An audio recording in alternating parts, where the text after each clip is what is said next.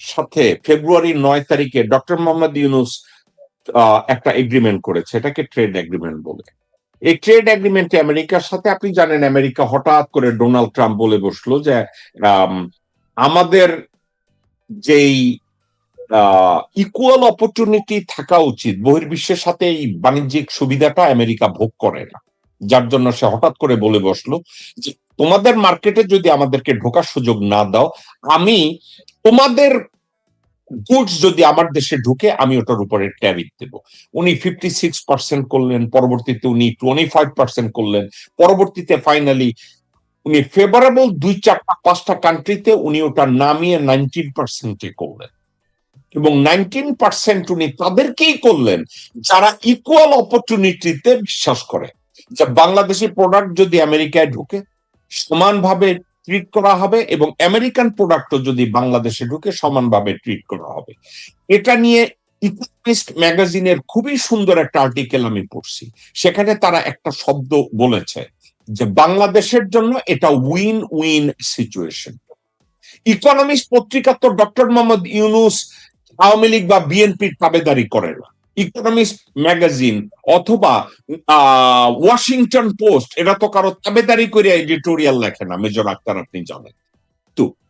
বাংলাদেশে এবং ভারতীয় পত্রিকা কেন এই ট্রেড এগ্রিমেন্টটাকে সত্য চুক্তি হিসাবে ব্যাখ্যা করছে, আপনার কোনো ধারণা আছে কিনা? ধন্যবাদ জেকব ভাই, অনেক অনেক ধন্যবাদ আপনি এই সময় বিষয়টি নিয়ে কথা বলার জন্য। আমি আপনার কাছে একটা লিখিত একটা আর্টিকেল পাঠিয়েছি, এটা নিউ ইয়র্ক টাইমস এর জন্য লিখেছি, যদি আপনার ভালো লাগে তাহলে তোদেরকে দেওয়ার জন্য পাঠিয়েছি। এই বিষয়টার উপরেই আমি এই চুক্তিটা পুঙ্খানুপুঙ্খে A to Z পড়ার চেষ্টা করেছি, পড়েছি, লাইন বাই লাইন অ্যানালাইসিস করে দেখার চেষ্টা করছি। এটা দুইটা পলিটিক্যাল অ্যাসপেক্ট বলি। একটা, প্রথম কথা, কেন 9 তারিখে এত তাড়াতাড়ি করে সাইন করানো হইলো? কারণ সবাই জানে যে বাংলাদেশে পলিটিক্যাল ডিসিশন খুব ডিলে হয়, দীর্ঘমেয়াদী হয়। কারণ ডক্টর ইউনুসকেও এসকেপ রোড দিতে হবে, তাকে বলছে তোমাকে এসকেপ রোড দিব তুমি যদি চুক্তিটা সাইন করে যাও। তখন রাতারাতি খলিলকে দিয়ে, তারপরে আমাদের বাণিজ্য মন্ত্রীকে আমেরিকা ডাকে নিয়ে এই চুক্তিটা করেছে। চুক্তিটার পরে দেখেন গতকালকে বাংলাদেশ প্রতিদিন একটা নিউজ দিয়েছে, হেডলাইনটা দেখেন, বাংলাদেশ প্রতিদিন নিউজটা দেখেন কি, দাসত্ব চুক্তি। দাসত্ব চুক্তি কে বলছেন? ডক্টর ইউনুস,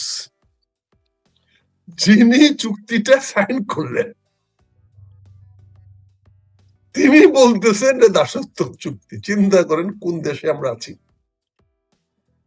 এখন আমেরিকা এটা ইন্ডিয়াকে খাওয়াইছে, তোমার সঙ্গে যদি ভালো সম্পর্ক বাংলাদেশে করতে চাও তাইলে আমি যেভাবে বলি সেইভাবে যাও। এবং আপনি দেখেন এই চুক্তিটা ইন্ডিয়া এখন হইচই করতেছে, চিল্লাচিল্লি করতেছে, কারণ এই চুক্তিটার মধ্যে কতগুলো আভ্যন্তরীণ শক্তি লুক্কায়িত আছে। এটা ডিগ করতে হবে, মাটির নিচে কয়লাও আছে, মাটির নিচে হীরাও আছে। কয়লা সহজে পাওয়া যায়, হীরা খুঁজতে আরো বেশি লাগে, কিন্তু একই সঙ্গে থাকে। এখন আমি একটা লিখিত আর্টিকেল হিসেবে দিয়েছি এবং লোকাল পেপারেও পাঠাবো এই সপ্তাহে, দেখি ছাপে কিনা। আমি সেখানে বলেছি এই চুক্তিটা বাংলাদেশের জন্য একটা অবাধ সুযোগ সৃষ্টি করে দিয়েছে। যদি আমাকে সময় দেন তা আমি এটা পুঙ্খানুপুঙ্খে আপনাকে বিশ্লেষণ করে দেখাতে পারি। প্রথমত, চুক্তিটা হয়েছে বাংলাদেশ আমেরিকার সঙ্গে। কোন প্রেক্ষাপটে? এই যে আপনি যখন বললেন আমার গার্মেন্ট ফ্যাক্টরি মরে যাওয়ার মতো অবস্থা, সে তার সকল পানি বিদ্যুৎ সব বন্ধ করে দিয়েছে, অর্থাৎ ট্যারিফটা হলো তার জীবিকা শক্তি, সেটা বন্ধ করে দিয়েছিল। ওই সময় আরো যদি কঠিন শর্ত দিত তাতেও বাংলাদেশ সরকার রাজি হইতে বাধ্য হইতো, না হলে এই গার্মেন্টস গুলো যদি বন্ধ হয়ে যেত তাহলে কোন সরকারে বাংলাদেশে টিকতে পারবে না। গার্মেন্টস এমন একটা জায়গায় পর্যায়ে আছে। এবং আপনি একটা আভাস দিয়েছেন যে ভারতের সঙ্গে যদি এরকম কোন সফট চুক্তি না থাকে তাহলে ভারতও বাংলাদেশের ভিতর দিয়ে ভারতের মাল উৎপাদন করে বাংলাদেশের ভিতর দিয়ে এক্সপোর্ট করে দেবে। এটা অসম্ভব কিছু না। আমাদের যে বর্ডার, যে আমাদের পারফরমেন্স লেভেল, আমাদের non performance level in everywhere, NPL শুধু ব্যাংকে না, আমার non performance level everywhere is not up to the mark, is not up to the standard. কাজে এখানে যে কোনো বাইরের লোক সুযোগ নিতে পারে। এখন চুক্তিটি আমাদের জন্য কিভাবে ফেভারেবল? আমেরিকারা চুক্তিটাকে 3টা ভাগে ভাগ করেছে।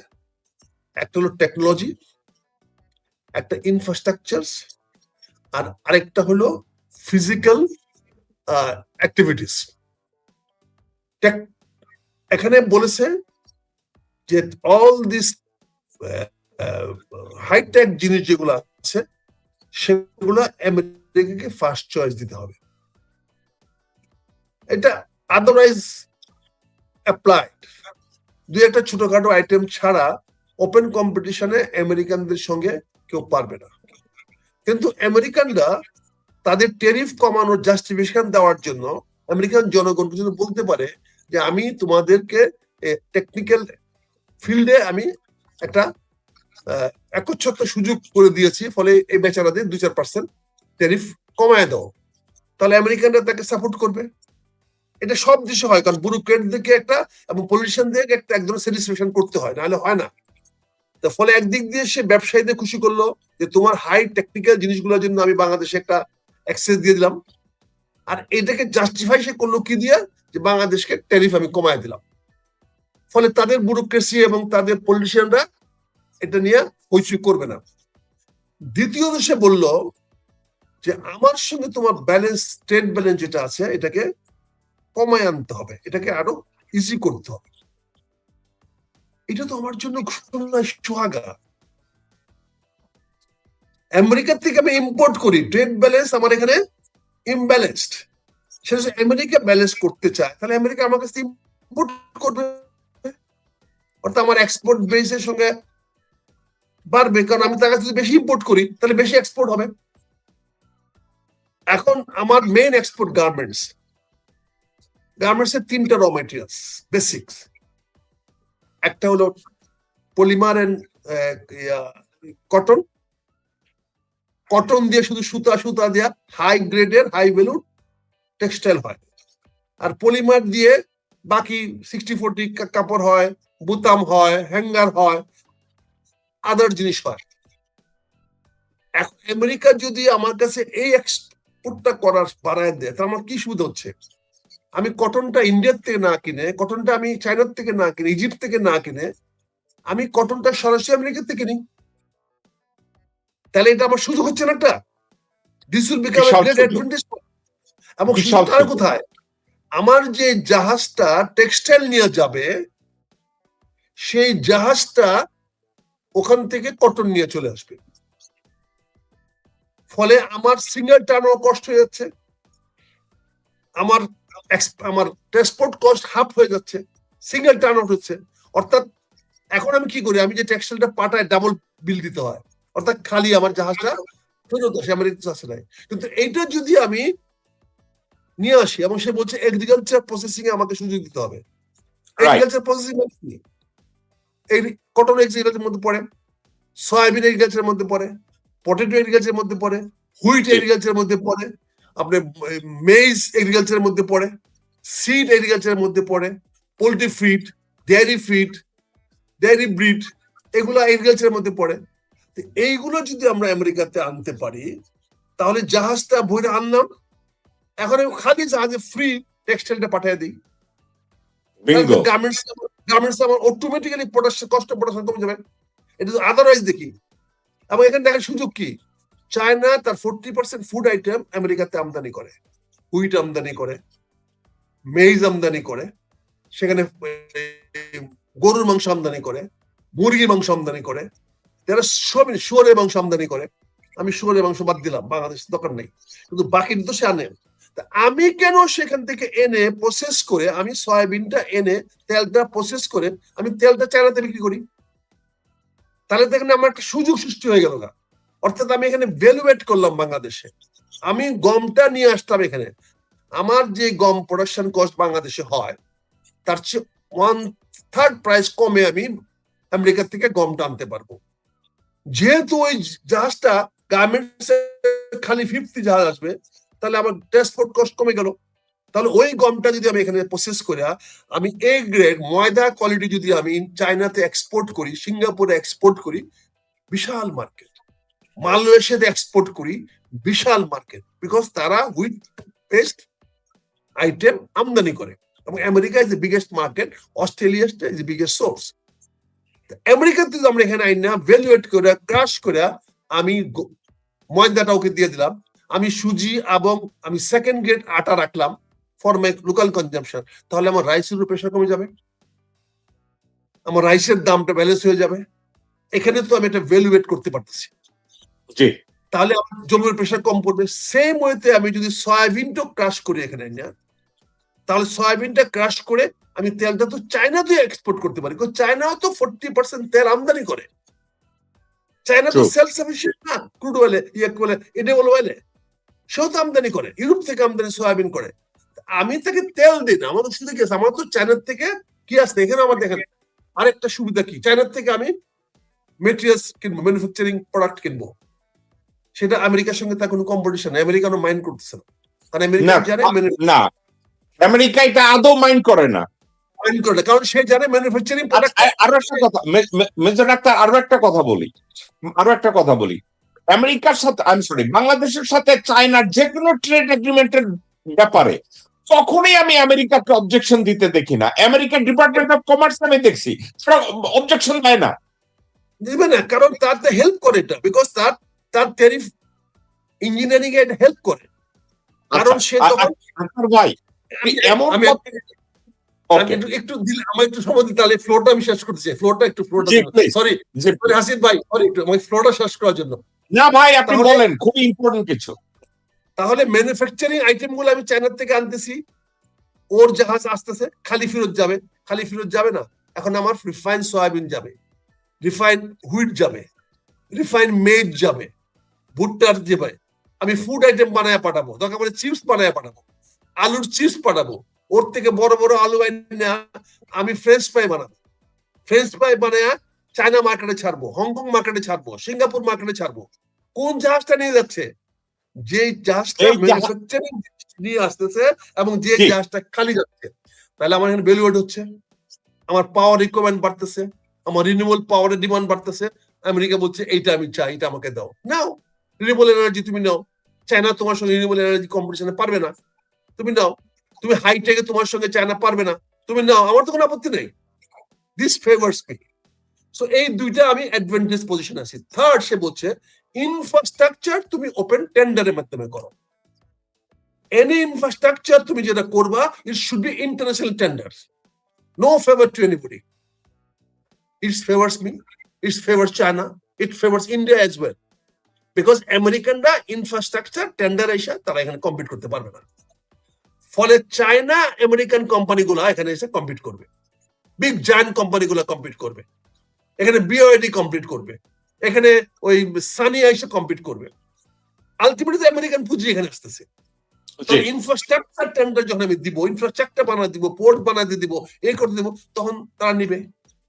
তারা বলতেছে পোর্ট তুমি তাদেরকে বানাও, কিন্তু অপারেশন না আমাদেরকে দিতে হবে, ইউরোপিয়ান দিতে হবে, কিন্তু আমাদের হাইটেক, তুমি হাইটেক ইউজ করতে হবে। তুমি মিডিয়াম টেকনোলজিতে পোর্ট ম্যানেজমেন্ট করতে পারবে না, তোমাকে হাইটেকে যেতে হবে। কারণ হাইটেকে গেলে তো আমেরিকা ছাড়া কেউ নাই, জার্মান ছাড়া কেউ নাই, হাইটেক। এখন ওরা হাইটেক, কিন্তু পোর্ট বানাইতে তো আমেরিকাটা কোনদিন আসবে না, ইউরোপিয়ানরা আসবে না, পারবে না। তাদের সস্তা সিমেন্ট কই, তাদের সস্তা রড কই, তাদের সস্তা রাজমিস্ত্রি কই? এগুলো তো চায়নার কাছে। ট্রাক্টর বলেন, ক্রেন বলেন, হেভি ক্রেন বলেন, যে পদ্মা ব্রিজ থেকে আমরা ক্রেন আনতে গিয়ে চায়নায় দিতে হয়েছে, সারা ইউরোপ থেকে আমরা এত হেভি ক্রেন পাই নাই। তো এইগুলো তো চায়নার কাছে আছে। কাজে এখানে আমেরিকানরাও চায় এই চায়নার ব্যবসাটা নেই, ইন্ডিয়ানরাও চায় যে ইন্ডিয়া চায়না মিলে এই কাজগুলো করে। মানবিনী তো মানা করতেছে না, মানবিনী তো জাপানরা রাজি আছে চায়নার সঙ্গে কাজ করতে, তারা করে। ইন্ডিয়াতে তো বড় বড় ইলেকট্রিক্যাল স্ট্রাকচার কোম্পানি, তারাও তো ইন্ডিয়ার সঙ্গে মিলে, চায়নার সঙ্গে মিলে কাজ করতেছে। এখানে চায়না জাপানের ইন্টারেস্ট হাম্পার হচ্ছে। কিন্তু আমেরিকা যেটা চাচ্ছে সেটা হচ্ছে তুমি আমাকে একটু মুরব্বী মানো, তুমি আমার সঙ্গে থাকো, আমি যেন বলতে পারি যে আমার ঘরানার লোক বাংলাদেশে অনেকে বলে এখানে একটা আমাকে সেন্ট মার্টিনের দ্বীপ দিতে হবে, দিস আর ননসেন্স। কারণ সে আসবে কেমনে বে অফ বেঙ্গলের ভিতরে তো বড় জাহাজ নিয়ে? এর আগে তো ইন্ডিয়া বা মায়ানমার ফালাইয়া দিবে মাঝখানে, কি করবেন? It is psychological. সে এখানে বেস করা তো দরকার পড়বে না, তার টেকনোলজি তো আছে। এখানে শুধু একটা রাডার স্টেশন বসাতে পারলে হলো। এখানে একটা স্টারলিংকের একটা রাডার স্টেশন আমার আচ্ছা, আমি আমি আপনি শের যে কথাটা বলছেন এটার উপরে আমার অন্য একটা অবজারভেশন আছে, আমি ওখানে আসতেছি। আপনি চমৎকার ভাবে ট্রেড এগ্রিমেন্টটা নিয়ে যে কথা বলছেন, আপনার প্রত্যেকটা কথা আমি আমি যেটা স্টাডি করেছি, আপনি জাস্ট কথাগুলোকে এত সুন্দরভাবে ভদ্রভাবে ব্যাখ্যা করেছেন, এর চেয়ে ভালো ব্যাখ্যা আমার মনে হয় না আমি নিজে করতে পারতাম। এবার আমি, আপনি যে ব্যাখ্যাগুলো বলছেন কর্নেল হাসিন, আপনার কাছে এই ট্রেড এগ্রিমেন্টের দিক মেজর আক্তার পুঙ্খানুপুঙ্খ রূপে বলছে, এবং ওনার আর্টিকেলটাকে আমি 11 বার পড়ছি, কারণ এটাকে অলরেডি আমি নিউ ইয়র্ক টাইমসের ভদ্রলোকের কাছে দিছি রিভিউর জন্য। দেখা যাক ইনশাল্লাহ যদি ওরা ছাপে। আপনি আমাকে বলেন তো, এর ভিতরে কোনটা আপনার কাছে নেগেটিভ মনে হয়েছে এবং কোনটাকে আপনি বলতে পারেন আমাদের দাসত্ব চুক্তির মধ্যে পড়ছে? কোনোভাবে আপনি কি ব্যাখ্যা করতে পারেন কিনা? না ভাই, স্যার যেটা বললো আমি প্রথম শুনে আমি আসলে রিয়েলি সারপ্রাইজড। আমি একটু কনফিউজ ছিলাম। তো খলিল সাহেব আমার সাথে যোগাযোগ ছিল একটু, এই লোকটা এই কাজ কেন করবো? এখন তো দেখি আসলে লোক তো জ্ঞানী। আমার কোনো পজিটিভ কিছু হলে ভারত সেটা নেগেটিভ করবে, এটি নিয়ম। ভারত কখনো কোনদিন আমার দেশে ভালো চায় নাই। এক স্বাধীনতার প্রথম প্রথম বছরই ভাই, প্রথম বছরই সে শান্তি বাহিনী সৃষ্টি করেছে আমাদের হিল ট্যাক্স। আমরা কেন এন্টি ইন্ডিয়ান? ভারতের জন্য, ওর আচরণের জন্য। প্রতিটা কাজে সে ভারত আমাদের সুশীলদের গুণগান গাবে। আর যেসব কথা বলে দেশে কিছু লোক আছে মানে অকারণে অকারণে ভারতের গুণগান গায়। ভারতের গুণগান গাওয়ার কি দরকার আছে? এই যে দেখেন হাসিন ভাই, হাসিন ভাই, আমি একটা কথা বলি। মেজর আক্তারের একটা কথা বলছে, টেকনোলজির ক্ষেত্রে আমেরিকা বলছে আমাদেরকে অগ্রাধিকার দিতে হবে। হাইটেকের ক্ষেত্রে, টেকনোলজির ক্ষেত্রে, ইলেকট্রনিক্স এর ক্ষেত্রে আমেরিকাকে অগ্রাধিকার দিতে হবে। যদি hitech, electronics, data system, others এসব ক্ষেত্রে যদি আমেরিকাকে অগ্রাধিকার বাংলাদেশ দেয়, লাভবান কে হয়, বাংলাদেশ নাকি আমেরিকা? আমাকে এই কথাটা একটু বলেন, লাভবানটা কে হয়? আমার তো রিসোর্স নাই। আপনি এমন কিছু জিনিস নাই ভাই, আপনি ইন্ডিয়া থেকে আইনে আমার দেশে বাজারজাত করতে পারবেন।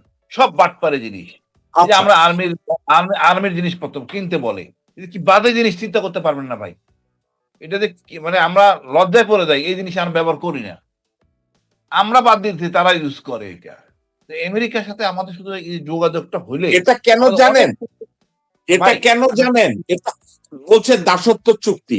হাসিন ভাই, আপনি একা একা চিন্তা করে দেখেন, ইন্ডিয়া চায় তাদের বর্জ্য, তাদের জঘন্য জিনিস আমরা কিনবো, কিন্তু আমেরিকার ভালো জিনিস কিনলে আমার দেশের ছেলেপানরা শিক্ষিত হয়ে যাইব, আমার দেশের ইঞ্জিনিয়াররা ভালো জিনিস পাবে, আমাদের স্কুল কলেজে হায়ার টেকনোলজি নিয়ে তারা লেখাপড়া করবে। ভারত এটা কেন চাইবে? না সেটাই ভাই, ভারত বলছে এটা দাসত্ব চুক্তি, কিন্তু আমি বুঝি না দাসত্ব চুক্তির দাসত্বটা আসে কোন জায়গা দিয়ে।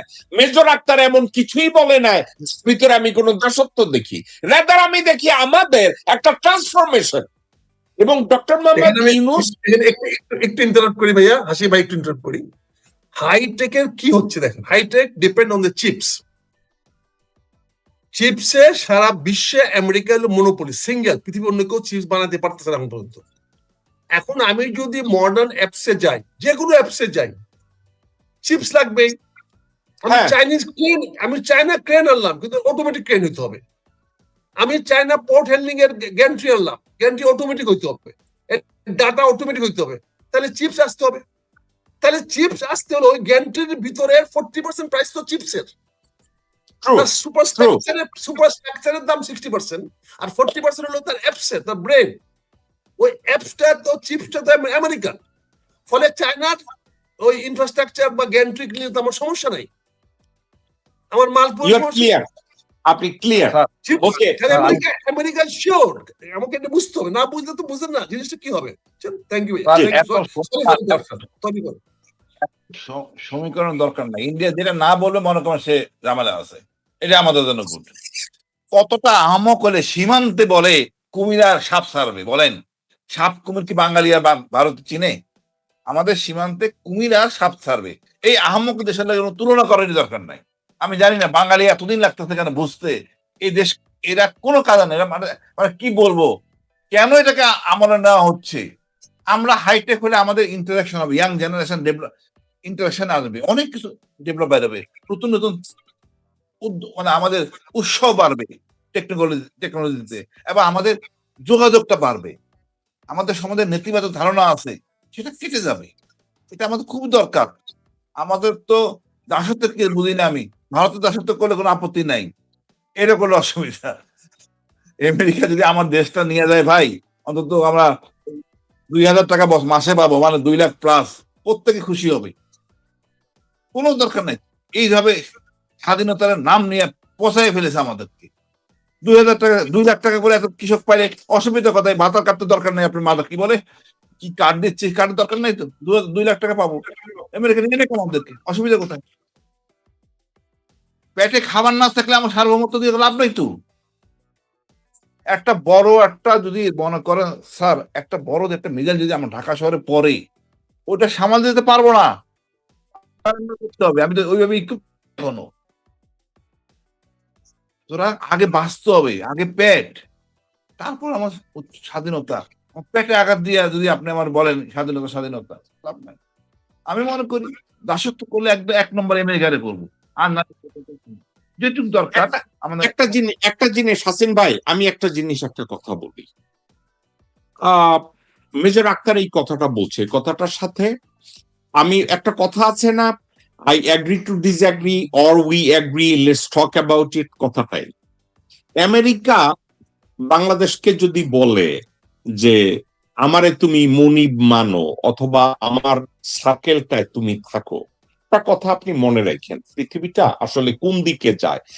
আমি শব্দটাকে এভাবে অ্যানালিটিক্যালি যাব না যে আমেরিকা বলছে তুমি আমারে মনিব মানো, সাবজেক্টটা তা না। সাবজেক্টটা কি জানেন? ইংরেজিতে একটা শব্দ আছে, ফ্রেটার্নিটি। ওয়ার্ল্ড পলিটিক্সটা হয় বেসড অন ফ্রেটার্নিটি, কোন ব্লকে কে থাকে, এই ব্লকটা স্কেট তৈরি না। আপনার মনে আছে at the time of Soviet union, এখানে ইউরোপে ব্লক ছিল, একটা ইস্টার্ন আর একটা ওয়েস্টার্ন ব্লক ছিল, সবাই জানে, কে না জানে, তুমি আমার পক্ষে। আমেরিকার কথা বাদ দেন, আপনি খেয়াল করে দেখেন আপনার সার্কেলের সব বন্ধু সব সার্কেলের বন্ধু না, কারণ আপনার একটা স্পেসিফিক সার্কেল আছে। এটা কি, আমরা মানুষ সামাজিক জীব, এবং রাষ্ট্রপুঞ্জগুলো তারা বলে যে আমরা এই পুঞ্জে থেকে আমরা একজন আরেকজনের স্বার্থ রক্ষা করব। আপনি একা একা একটু চিন্তা করে দেখেন, আমেরিকা এক্সেপ্ট ইসরায়েলকে, যদি ইসরায়েলের আমেরিকান পলিসির পাশ দিয়ে পৃথিবীর কোন পলিসি নিয়ে আমেরিকাকে সাপোর্ট করার মতো দেশের অভাব নাই। সেক্ষেত্রে বাংলাদেশের মতো দেশ তাদেরকে সাপোর্ট করলো কি করলো না কিছু এসে যায় না।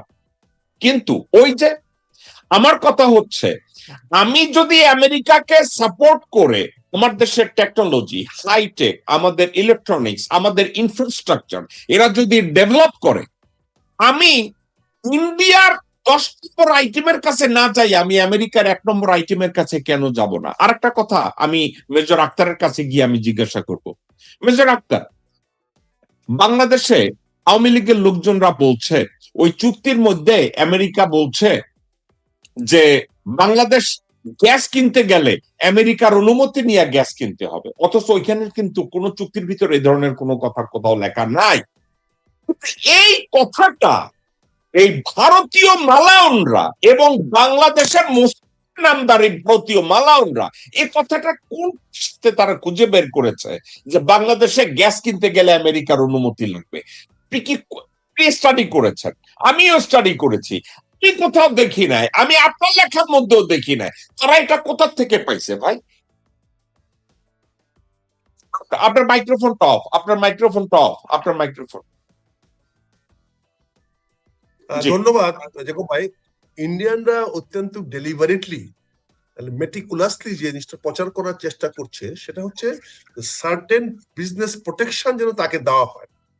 যেমন আপনি জানেন ইন্ডিয়াতে সিল্ক ভ্যালির মতো ওখানে ওই কি বলে বেঙ্গালোরে, তারপর হায়দ্রাবাদে অনেক কম্পিউটার সিটি গড়ে উঠছে ক্যালিফোর্নিয়ার সেই সিল্ক ভ্যালি বা এই ভ্যালির মতো করে। দে আর ডাইরেক্ট উইথ দেম। এখন একটা জিনিস জানেন, বাংলাদেশে আমরা এই সমস্ত হাইটেক আইটেমে আমরা একটা জোর চুরি করি। জোর চুরিটা করি কি, আমরা এটা একটা এস্টিমেটেড ভ্যালু দেই। এস্টিমেটেড ভ্যালু আমি জানি যে বাজারে হাইটেকের দামটা $10 পড়বে, কিন্তু আমার এস্টিমেটেড ভ্যালু হলো $5।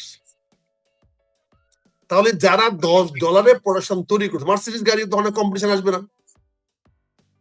অটোমেটিক্যালি। মার্সিডিজ গাড়ি বা আমেরিকান গাড়িগুলো আমার এখানে কম্পিটিশন আসবে না, কারণ আমার হাইয়েস্ট প্রাইস হলো $5।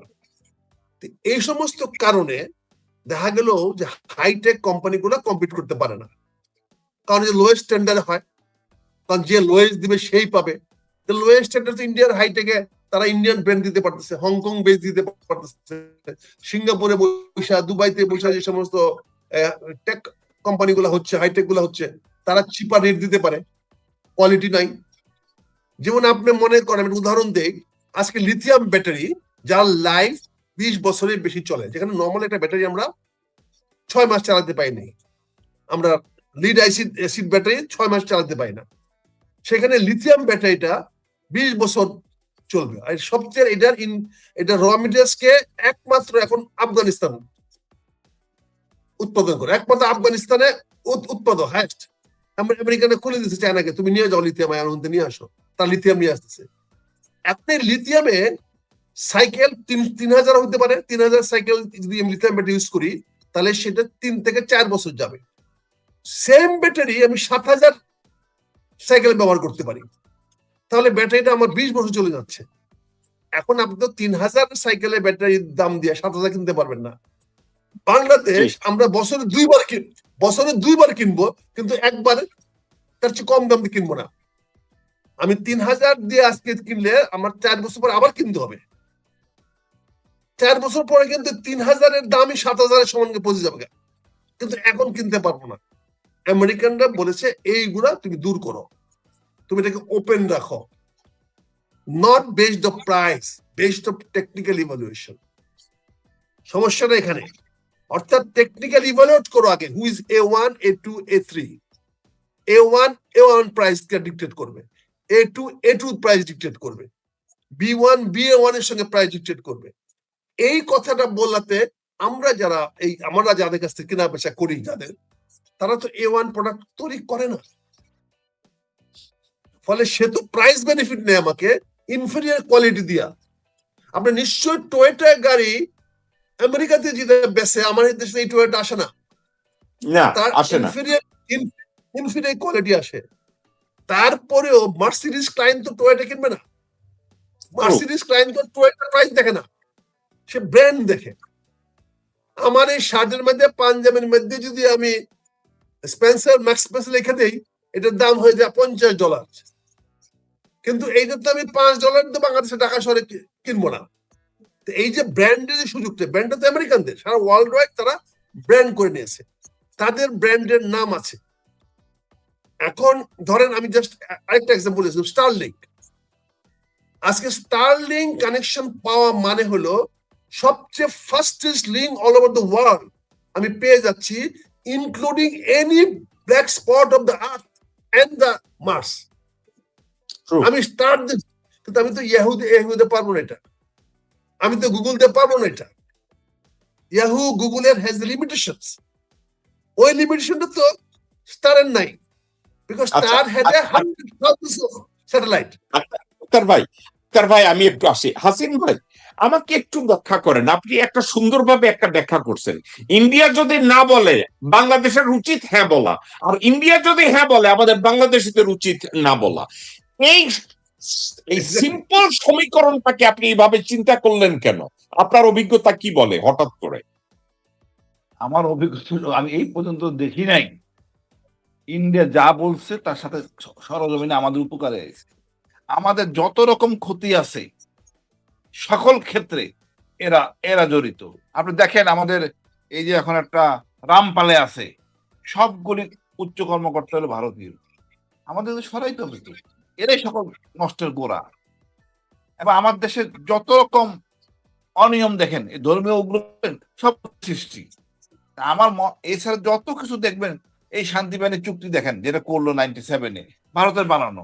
আমরা এখন এটা নিয়ে বিপদে, এটা বাস্তবায়ন কোনোদিন সম্ভব না, করতে পারবে না। শেখ হাসিনা করতে, সে নিজে কোনোদিন করতে পারবে না, করা সম্ভব না। শান্তি বাহিনীর সৃষ্টি সব ভারত, এই জেএমবির সৃষ্টি ভারত। আপনি যত অপকর্ম দেখবেন বাংলাদেশে, ভারত। আমাদের কোনো ভালো তারা চায় না। তার কারণ হলো আমরা যদি খুব ভালো হয়ে যাই, উন্নত রাষ্ট্র হয়ে যাই, পশ্চিমবঙ্গ আন্দোলনে যাবে। আমার মনে হয় খুব বেশি দেরি আছে, ওটা আন্দোলনে গেলে আমছাড়া সব যাবে, ওই পর্যায়ে যাইতো। দেখেন আমাদের তো একটা জিনিস ছিল, আক্তার স্যার আপনি জানেন, আমাদের ইস্ট বেঙ্গল রেজিমেন্ট ছিল 71-এর আগে, আমাদের পিআর ব্যাটালিয়ন ছিল, আমাদের পাশাপাশি পশ্চিমবঙ্গের কিছুই নাই, এখনো নাই, কোনো বেঙ্গল রেজিমেন্ট নাই, আর্মি নাই, বাঙালি আর্মি নাই, তারপরে ইপিআর নাই। আমার সীমান্তে যদি ইপিআর থাকে, মানে আমার সীমান্তে যদি বিএসএফটা বাঙালি হয়, কোনো সীমান্তে মারামারি হবে না। সে তো আমার ভালো চায় না। সে চীন সীমান্তে লাঠি নিয়ে মারামারি করে, আমার সীমান্তে সে গুলি করে। তো এই জন্য আমাদের একটু শক্ত দর্শনে আসতে, ভারত যা বলবে। আমি কোনো একটা জিনিস দেখি না, এই যে গাড়ি দিচ্ছে কতগুলি, আগে দেখছি অনেক অস্ত্র দিচ্ছে 9mm কার্বাইন, এগুলি আসলে যুদ্ধে ব্যবহার করার জন্য, টাকার জন্য। ইন্ডিয়ান কোন জিনিসটি আপনি কোনো কাজ করতে পারবেন, কোনো ক্ষেত্রেই না। ভারতের অস্ত্রে তো ফায়ার পিন কাজ করে না, বলেন, ভারতের রাইফেলে ফায়ার পিন কাজ করে না। আচ্ছা আক্তার ভাই, ভারতের অস্ত্রে ফায়ার পিন কাজ করে না, কিন্তু বাংলাদেশ আর্মিতে অথবা যারা আর্মস এক্সপার্ট অথবা ম্যানুফ্যাকচারার অথবা বাংলাদেশের এই টেকনোলজিক্যাল সাইডটা যারা দেখে, বাংলাদেশে তো সমরস্য কারখানাও আছে, তাদের ভিতরের থেকে কি এমন কোন অবজেকশন দেওয়া হয়েছে যে আমরা ভারতীয় এই প্রোডাক্ট আমাদের দেশের জন্য আনা কোনোভাবেই আমাদের দেশের জন্য ফেভারেবল না, এ ধরনের কথা কি আর্মি থেকে বলা হয়েছে? Very super question. আপনার প্রশ্নটা এত সময়, এত গত 30টা বছরে আমরা সকল অবস্থায়, স্কুল এডুকেশন থেকে নিয়ে স্টাফ কলেজে জেনারেল পর্যন্ত আমরা ইন্ডিয়ানাইজ করে ফেলছি। আমাদের ডাক্তাররা ইন্ডিয়ানাইজড হয়ে গেছে, আমাদের ইঞ্জিনিয়ার ইন্ডিয়ানাইজড হয়ে গেছে। এখানে এত বেশি মোটিভেশন হয়েছে গত 30 বছর। এখানে কোনো অফিসারদেরকে আমরা বাইরে পলিটিক্যালি ইন্ডিয়া কথা বলতে পারি, কিন্তু কোনো আর্মি অফিসার, এয়ারফোর্স অফিসার, কোনো ডিফেন্স অফিসার, কোনো আমলা, তারা এগেনস্ট ইন্ডিয়া শব্দটা ছোট হাতের আয়দা পর্যন্ত ইন্ডিয়া লিখতে সাহস পায় না, ওইটা বড় হাতের আয়দা লিখতে হবে, যদি কেউ ধরে ফেলা ছোট হাত দিয়ে কেন। আচ্ছা এইটা কি আপনি কি হয়ে গেছে এখন অফিসাররা ইন্ডিয়ার ফেভারে যাবে না, এরকম মিনিট লিখতে অফিসার পাবেন না। আমাকে একটা কথা বলেন, এটা কি বাংলাদেশের আর্ম ফোর্সেস সার্ভিসের অফিসাররা কি ভয় পায়, নাকি তারা মেন্টালি কনভিন্সড দ্যাট ওই যে এটা তো ক্যাডেট কলেজ থেকে মোটিভেট করা হয়েছে, ওখান থেকেই তাকে মোটিভেট করে দেওয়া হয়েছে, ওখানে আমাকে তৈরি করে দেওয়া হচ্ছে যে India is our good neighbour. ইন্ডিয়াকে তো আমরা কখনোই, কারণ আমরা আগে একটা old force and jack four বলতাম যে একটা শিয়াল একটা ভালুক, দুইটা দেশ। এখানে তো আমরা এটাও তো এক্স এন্ড ওয়াই করে ফেলছি, আমাদের মেন্টাল মানসিক ভাবে তো আমার এগেনস্টে এন্টি, আমার তো ভিলেন ইন্ডিয়া না, আমার যুদ্ধের ন্যারেশনে ইন্ডিয়া আমার এনিমি না, ইন্ডিয়া আমার ফ্রেন্ডলি ফোর্স, আমার বিয়ন্ড মাই বর্ডার। আমাকে ট্রেন করা হচ্ছে কি, আমার ট্রেন করা হচ্ছে আমার এনিমি হলো বিয়ন্ড মাই বর্ডার, আমার বর্ডারের সঙ্গে আমার না, দে আর মাই ফ্রেন্ডলি ফোর্স। এইটা তো আমার মোটিভেট করা হচ্ছে গত 30 বছর ধরে, 20 বছর, ইভেন কি বিএনপি না মনে হয়, সরি আমি বলছি। সরি বলেন কেন ভাই? সরি বইলা লাভ নাই তো, আপনি সত্যি কথা বলছেন। বাংলাদেশের মতো জায়গায় মেজর আক্তার 70 বছর বয়সে একটা সত্য কথা বলার পরে যদি আপনাকে সরি বলতে হয়, এর চেয়ে বড় দৈন্যতা জীবনে আর কি থাকবে ভাই? কি করবো ভাই, আমি তো অপঘাতে মরতে চাই না রে ভাই, না রে ভাই, আমি একটা কথা বলি ভাই, আপনি মরবেন না, আর যদি আপনি মরেন বিশ্বাস করেন you will become equivalent to a Mahavir. আপনি এই চিন্তা কইরেন না ভাই। বছর বয়সে আর্মিতে চাকরি করার পরে, এত কিছু করার পরে, একটা সত্য কথা বলার পরে যদি আপনাকে সরি বলতে হয়, ওই সমাজে আপনি ও করেন না, ওই সমাজ আপনার কাছে ও করে। কথাটা আপনি মনে রাখবেন। সমাজ আমাকে আমি সমাজের প্রতি দায়িত্ব আছে, রাষ্ট্রের প্রতি দায়িত্ব আছে, জনগণের প্রতি আমার দায়িত্ব আছে। কিন্তু প্রশ্ন হয়েছে আজকে যে কর্নেল হাসিব অনেকটা ফ্রাস্ট্রেশনে বলছে যে গুলামি করতে হলে আমেরিকা গুলামি করবো, এটা না তো মনের স্পিরিট না। He is the last person, সে আমেরিকা গুলামি মানবে না, সে আমেরিকা গুলামি মানবে না, কারো গোলামি মানবে না, মানবে না। কর্নেল হাসিন কারো গোলামি মানবে না, এটা আমি জানি। কিন্তু এটা স্যাটায়ার হিসেবে সে বলছে কেন? বিকজ আমরা যে কোনো সমাজে বাস করতে হলে we need a friends, without friend তো বাঁচতে পারবো না। We need a friend circle. এখন এখানে আমেরিকাকে ডিসাইড করতে হবে সে কি এরকম খুললাম খেলা খেলবে না সিরিয়াস খেলা খেলবে। আমরা তো বলেছি আমেরিকানরা যদি এই ধরনের প্রোগ্রাম নিয়ে আসে, আমরা এই বয়সে কোনো বিজনেস ইন্টারেস্ট না, আমরা এগুলোকে ম্যারিং আপ করে দিব, ইন্ডো আমেরিকান, ইন্ডো চায়না আমরা করে দিব। কিন্তু আমেরিকানদের তো আগে আসতে হবে, আমেরিকানদের তো ডোর ওপেন করতে হবে। আমেরিকানরা তো ডোর ক্লোজ করে রাখছে, আমেরিকান এমবেসিতে ঢোকা তো বড় কঠিন জায়গা, ওটার জন্য সবাই তাকে গুলি করে মারতে যাচ্ছে। তাহলে এই নিয়ে তো হবে না, আমেরিকান এমবেসির ডোর ক্লোজ করতে, ওপেন করতে হবে। আমরা ফ্রেন্ডদেরকে বলেন, আমেরিকান সিনেটরদের বলেন, আমেরিকান এমবেসি গুলা ফরবিডেন সিটির মতো হয়ে গেছে, তাদের বিল্ডিং এর আশপাশ দিয়ে যাওয়া যায় না, হ্যারাসমেন্ট করে, তাদের কমার্শিয়াল সেকশন অ্যাপ্রোচেবল না, তাদের কমার্শিয়াল সেকশন ট্রেড সেকশনের সঙ্গে সাধারণ ব্যবসায়ীরা যোগাযোগ করতে পারে না। So many security hazards. তাহলে আমি তো বসে থাকবো না ভাই আমেরিকার সেই মধুর কথা শোনার জন্য, আমি বাধ্য হয়ে মারোয়ারির কাছে যাব। আমি জানি সেই মারোয়ারি আমাকে সেটা এনে দিবে, আমি জানি আমি হংকং গেলে পরে আমেরিকান প্রোডাক্টটা পাবো। কিন্তু আমি তো আপনার প্রতি ভালোবাসা দেখাতে পারতেছি না। আপনি আমেরিকাকে আরো ওপেন হতে বলেন, আমেরিকান এমবেসির ব্যারিকেড সরাইতে বলেন, আমেরিকান ট্রেড এন্ড কমার্সকে, আগে ছিল বাইতুল আমাদের এতে ওই ইউএস ইনফরমেশন সেন্টার ছিল, সেটা এখন নাই। আপনি আমার দেশের ছেলে মেয়ে আক্তার ভাই, এই আমি আপনার একটা কথাকে রেসপন্স করি। আমেরিকা হঠাৎ করে ডোনাল্ড ট্রাম্প 75 কান্ট্রি বলল যে এই কান্ট্রি গুলোতে আমরা ইমিগ্রেশন সুবিধাগুলো আমরা কাটছাপ করব।